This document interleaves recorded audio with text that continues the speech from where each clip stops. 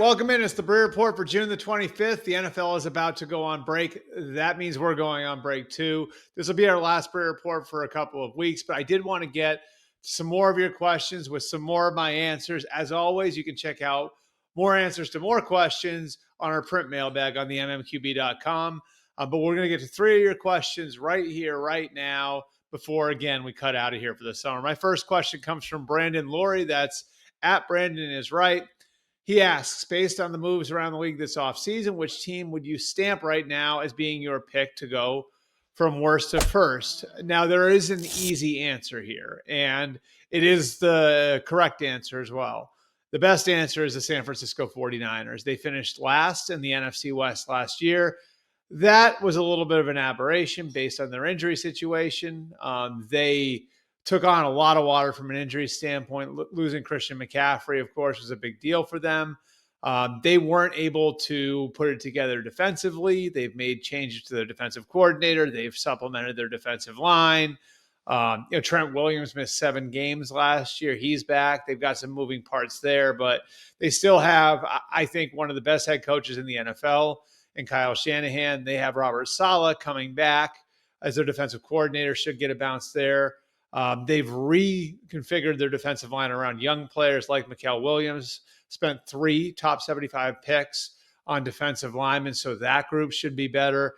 And you'd hope that they'd have better health on the offensive side of the ball. We'll see what they get from Brandon Ayuk coming back off the ACL. Ricky Pearsall is there. Juwan Jennings is there. Jacob Cowing is there. George Kittle is there. Nick Bosa is still playing defense for him.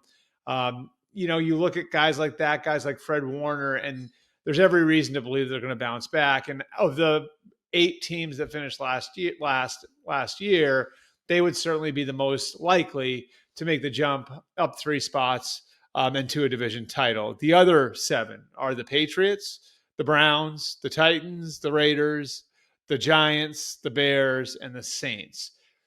And so if I say, and I tell you that picking the Niners is cheating a little bit, and I pick from the other 7, I think the Patriots are going to be improved, but the Bills are at the top of their division. I think the Raiders are going to be improved, but the Chiefs are at the top of their division. I think the Giants are going to be improved, but the Eagles are at the top of their division.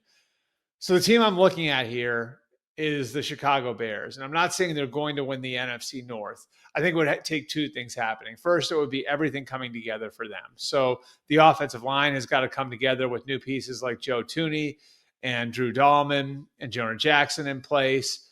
Caleb Williams is obviously a huge part of this, has to take a big step. How does Colson Loveland look opposite Cole Kmet at tight end? How does Dennis Allen rework the defensive talent that they have? Because there is talent on that side of the ball. They bring in Diode and Yingbo to play opposite Montez Sweat. How does he look? If all of those things come together, then that's one piece of it. I think the other piece of it would be things going wrong in some of the other places. In Minnesota, does J.J. McCarthy live up to expectations?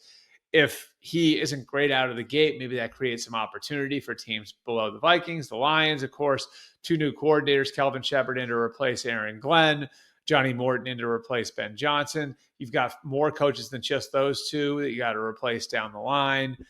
Frank Ragnow, of course, retires. So it would take, again, for the Bears to win the division, it would take the Bears, things coming together for them, obviously, and then some things coming undone with the other teams in the division. Our second question for today is from Andrew. That's at Aggie all day. Is Daniel Jones running away with the Colts quarterback competition while Richardson is hurt? Is there any way Richardson has a chance to win the job back if and when he comes back from the injury? Andrew, that's a great question. And my answer to it is yes, because the Colts still have a heavy investment in Anthony Richardson. They're not looking for him to fail. They had a lot of faith in him when they took him 4th overall. He's obviously injured his throwing shoulder twice since then. He's been nicked up really going back to college. And there have been things that aren't injury related that have gone the wrong way too. Tapping out of that game last year wasn't great. So a lot of things have gone wrong, but this is still a guy who went 4th overall. And this is still a regime in Indianapolis that was responsible for that pick. The general manager, Chris Ballard, and the head coach, Shane Steichen, their fingerprints are still on the selection of Anthony Richardson 4th overall.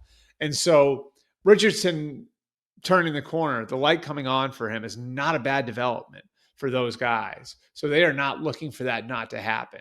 The hope is that will happen and that they've got a real decision to make. Now, the flip side of it, they brought Daniel Jones in for a reason. It's not because Richardson was playing well, even when he was healthy. And they paid Daniel Jones handsomely, $15 million to come in there and compete for the job. And because of Richardson's shoulder injury, Daniel Jones had a head start this offseason and a chance to build some momentum.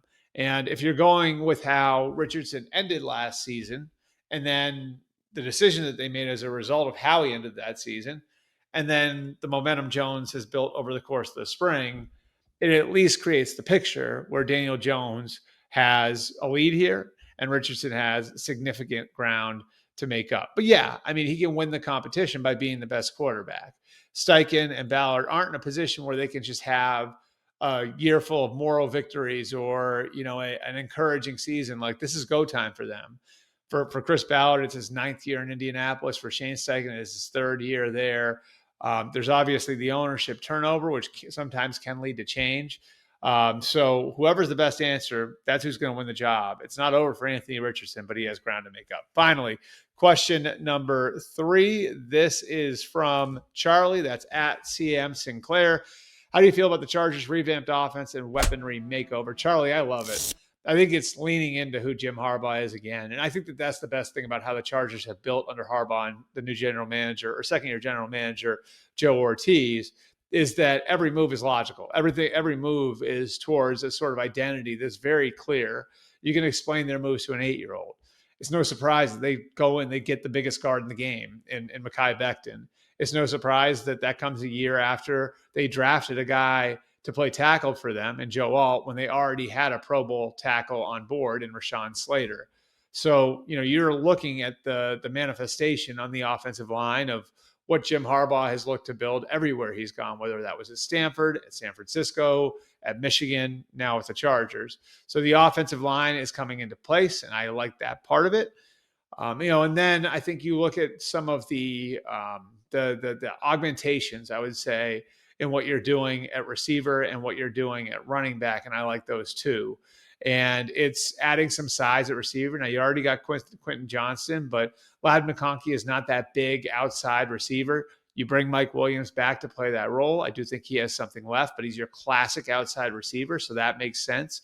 And a more physical guy that, again, can help you in the pass game and the run game. And then in the backfield, you are bringing a couple of hammers. Najee Harris, of course, had a good, not great run in Pittsburgh as their former first-round pick. So Najee Harris brings a certain physicality, and you would hope Omari and Hampton, who you drafted in the first round from North Carolina, kind of becomes what Frank Gore was for Jim Harbaugh all those years ago in San Francisco. And he does have the physical edge. Like, of the backs in this year's draft, he was the one that you looked at and you said, okay, like, that guy is the guy who can bring a physical identity to an offense. And so I love the pick of Omari and Hampton, just as far as how it fits what the Chargers are looking for, what Jim Harbaugh has always looked to build. Appreciate you guys coming out during the break. Don't be shy to reach out with any suggestions you have for us ahead of training camp. I can't wait to get out there on the road. And feel free to send more of your questions too along. I'm always happy to answer those. You can get to me on Twitter at Albert Breer, on Instagram at Albert_Breer, on Facebook at Albert R. Breer. Happy summer, everybody. Appreciate you guys coming out all year long. We'll be coming back fast and furious after the break. Enjoy the time off.